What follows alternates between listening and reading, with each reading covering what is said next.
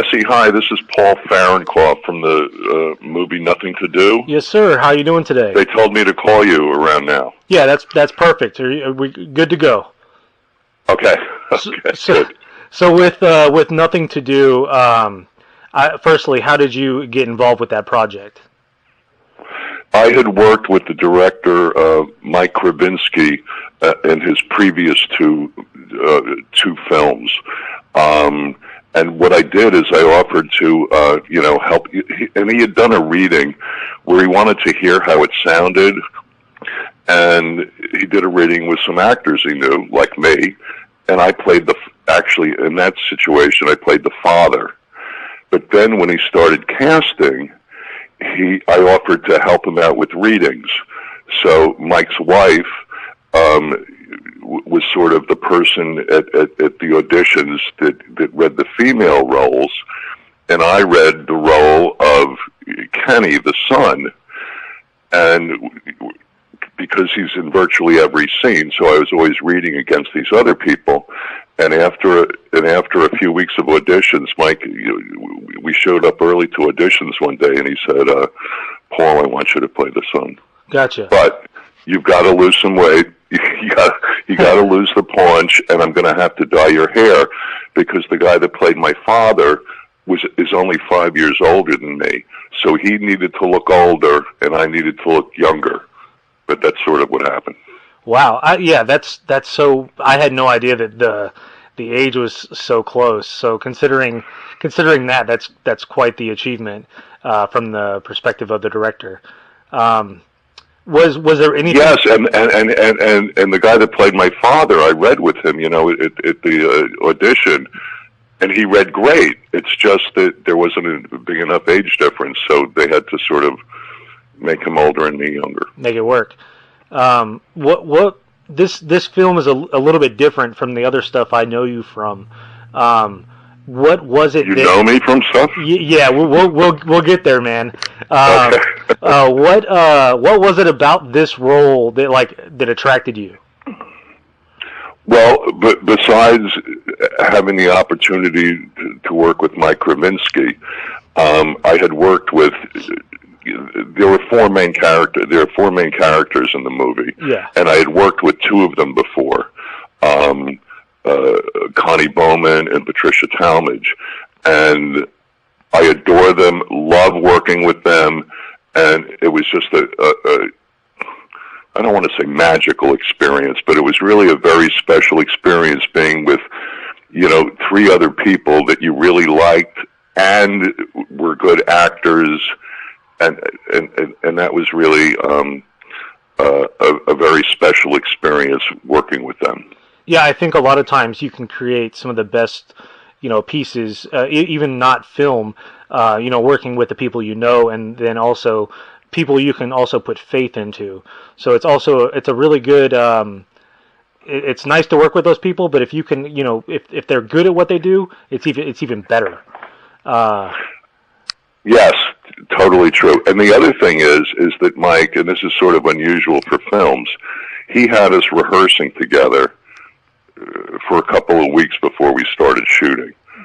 So we even created a greater bond during that time of rehearsing and figuring out spacing and blocking and that kind of thing,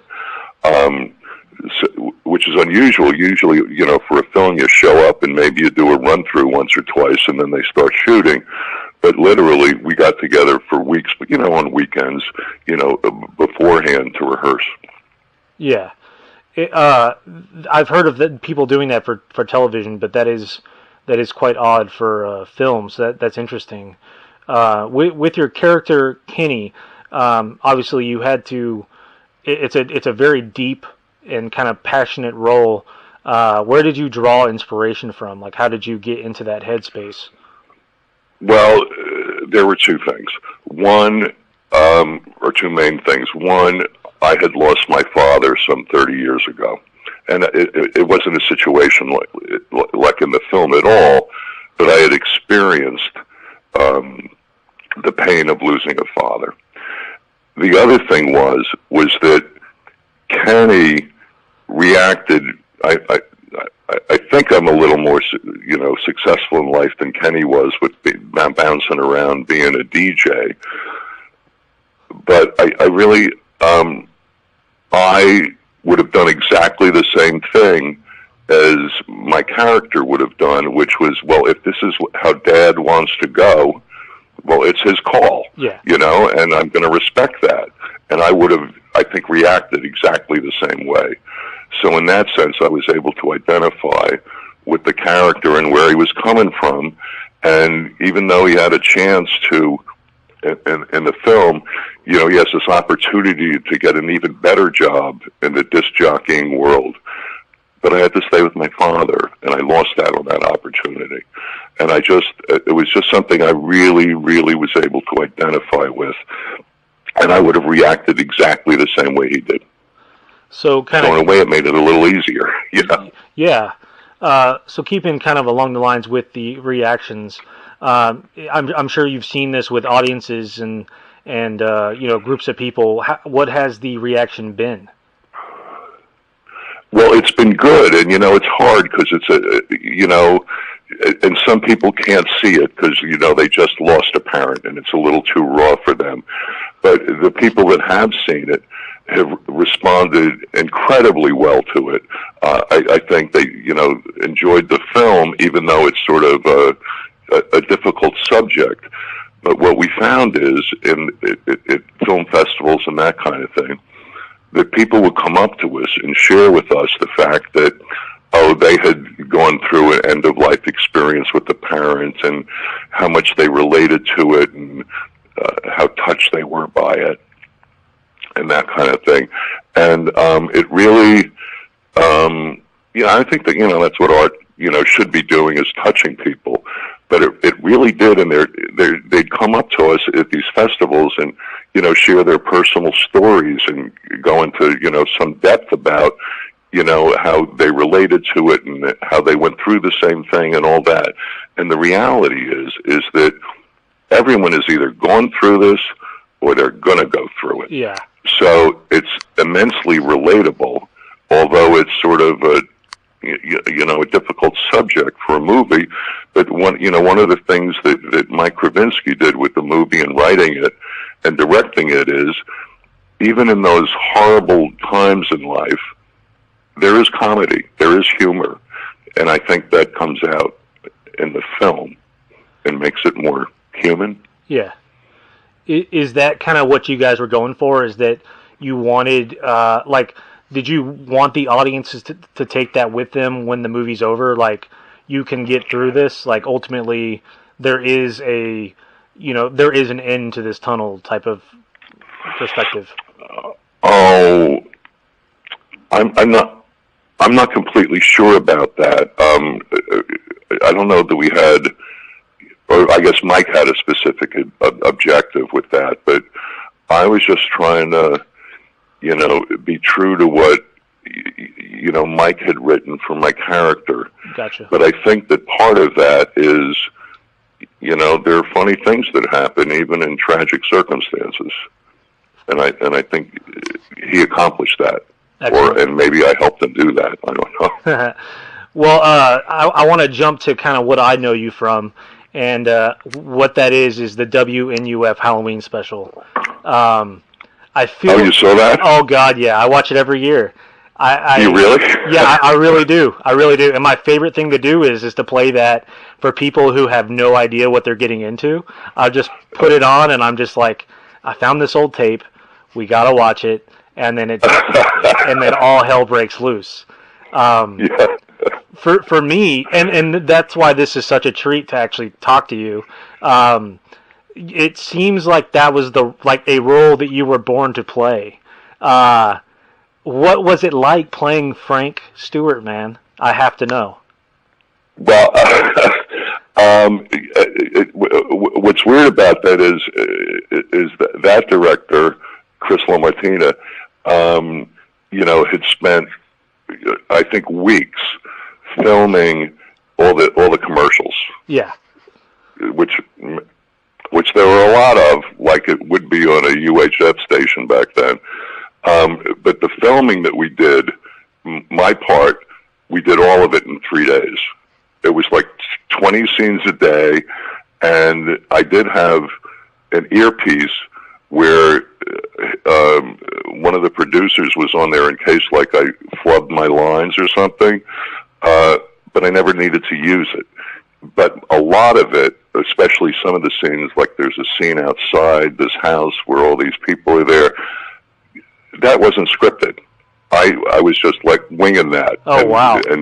And doing my best with, asking questions of people and responding to them and that kind of thing. But Chris did give us a lot of opportunities to ad lib and to try to be natural in that kind of setting. And, I guess it's sort of reminiscent of the Geraldo Rivera thing where he did with Al Capone's Vault or something years ago. But it was just a really fun part to play, and starts off like a typical sort of jerky news guy, and then things get serious. Yeah, and it was fun to do that. Like when you were getting involved in that film, did they pitch it the way that it, like what it became? Was that how it was pitched to you in the beginning, or how did they approach you initially? Well, I had worked with Chris LaMartina before, but this was really a huge role. Because after the first 20 minutes, I'm in virtually every scene. Once they get past the newscaster people, but it would. I'm sorry. What was the question again? It's all good. Like, did they initially pitch it to you, like how it came out to be, or was it just like, hey, we're doing this project and we want you, and did they kind of reveal like? No. Well, I had to audition for it. Okay, I mean, wow. Even though I've worked with him before, he didn't say, hey, Paul, I want you to do this. However, he did tell me that he wrote it with me in mind. Gotcha. Which is always like the highest compliment you could get, when someone actually writes something specifically for you. Yeah.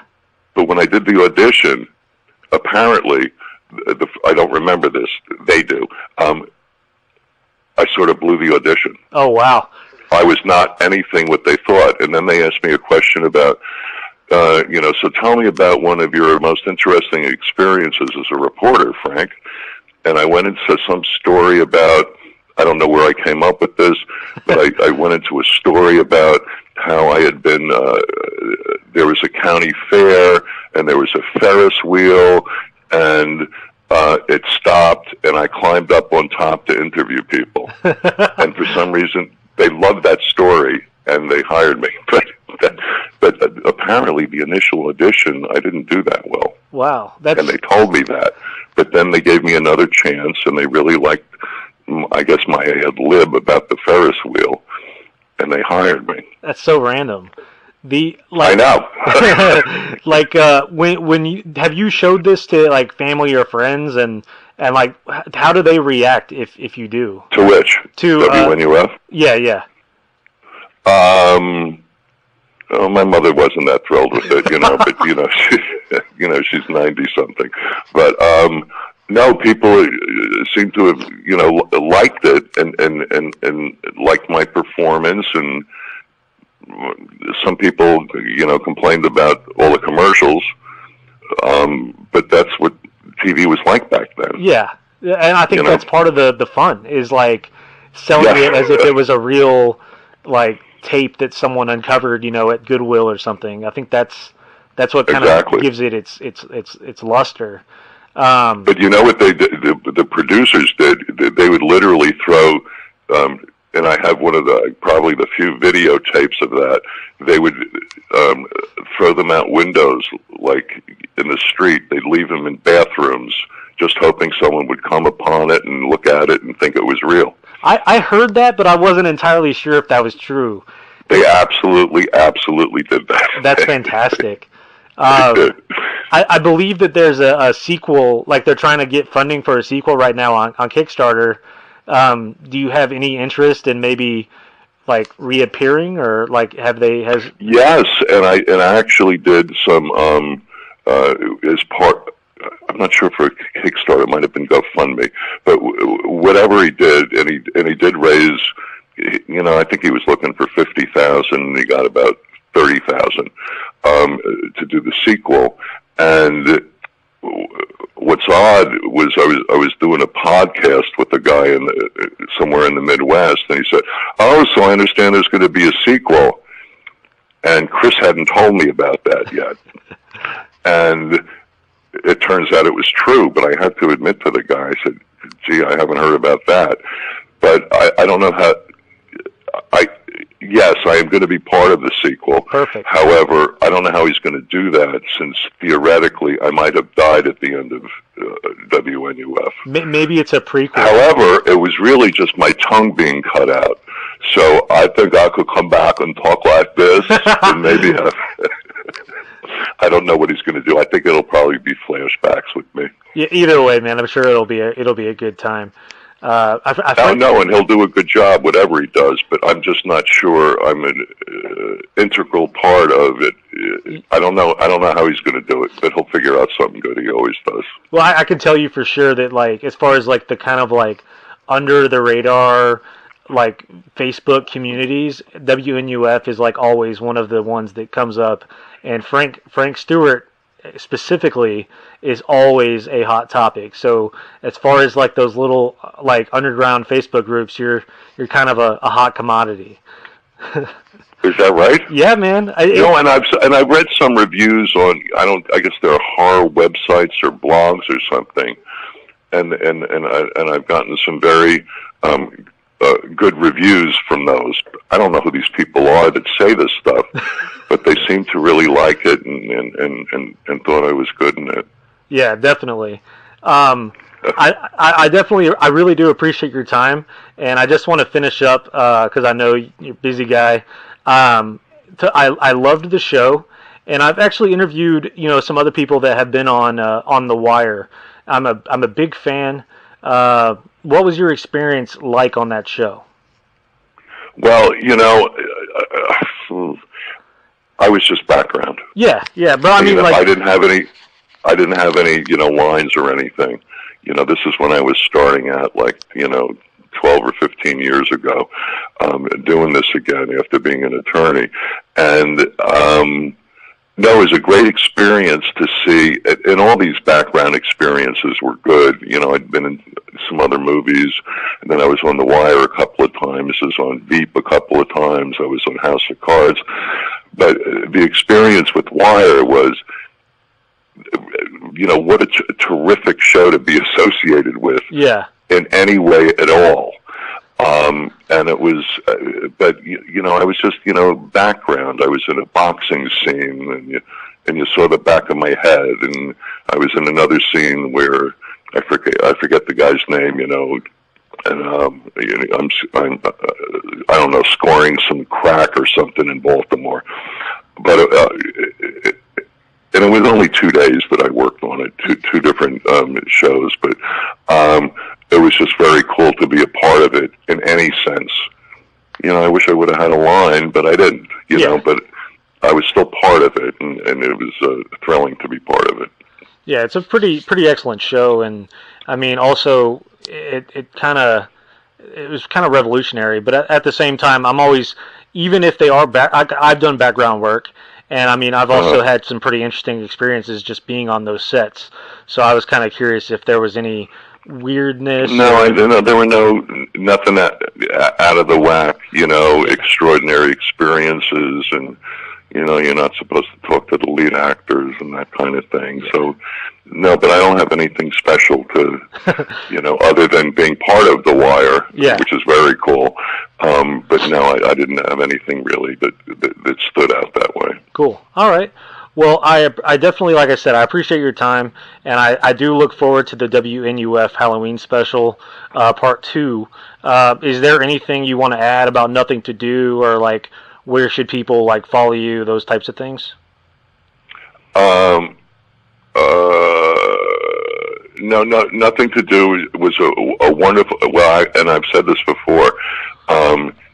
other than getting married and having a child, this was the most important thing I ever did in my life. And I'm not talking about, oh, it was the most, the best acting experience. This is the best thing I ever did in my life other than getting married and have a child. It was just an extraordinary experience. And it's, and the fact that it's touched people is very rewarding. Yeah, I mean, I'm sure that's a huge compliment when people do come up to you after the screenings and, explain how, it made them feel. That's just such a unique experience. So. And them wanting to share these very personal things in their life with a complete stranger. Exactly. Basically. Yeah. Well, excellent, man. Thank you. Like I said, I've said it twice. I'll say it one more time. Thank you so much for your time, and I definitely look forward to WNUF2, and then I'll the success of Nothing to Do. I can't wait to see what you do next, man. Okay. Thanks very much, Jesse. Thank you, sir. We'll talk soon. Take care. Bye. Bye.